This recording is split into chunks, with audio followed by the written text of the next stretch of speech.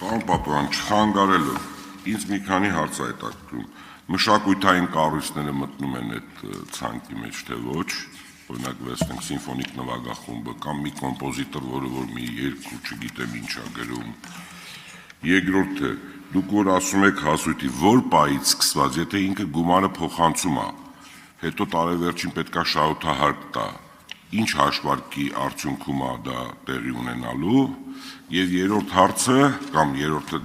դրա շարունակությունն է, երբ որ ֆիզիկական անձը հարկերը բոլոր վճարել է,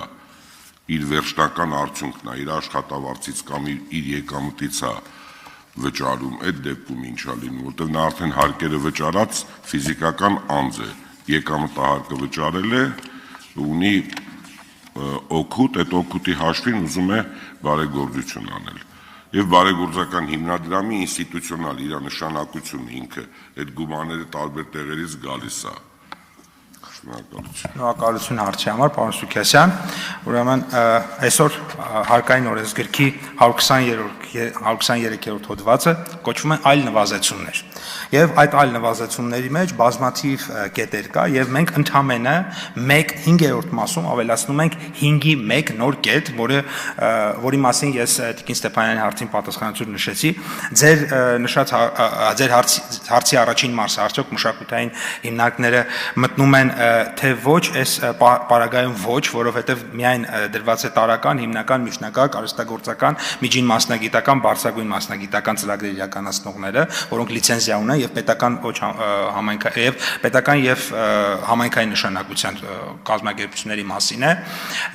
եւ այս մասով նշեմ, որ մնացած կարգավորումները, ինչ որ նշեցիք, որևէ այլ կարգավորման մենք չենք կպել, ընդամենը այստեղ այդ 0.25-ի մասով, այս մասով բացառություն ենք արել, որ դարձրել ենք 2.5-ի, որպեսզի իրենք կարողանան իրենց հարկման բազան այդ չափով շահութահարկ վճարելուց նվազեցնել։ Իմ ժամանակը ավարտվեց։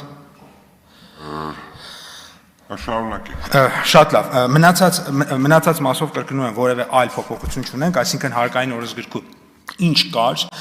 նույնությամբ մնացել է, ի սկզբանե ձեր առաջարկը եղել է կամ ձեր հարցի սուբյեկտը եւ Տիկին Ստեփանյանի հարցի սուբյեկտը, այսինքն եւ գիշերօթիկները եւ ուրեմն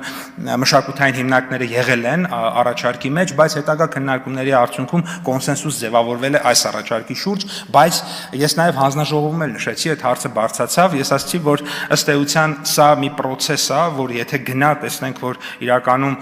օկտավետ է, ինքը պիլոտային է, մենք կարող ենք ընդլայնել, այս առումով որոշակի զգուշավորություն ենք ընդամենը ցուցաբերել, հաջորդ փուլերում բնականաբար արդյունքներից կախված կորոշենք ինչ որ ուղղությամբ ինչ վերանայումներ անել։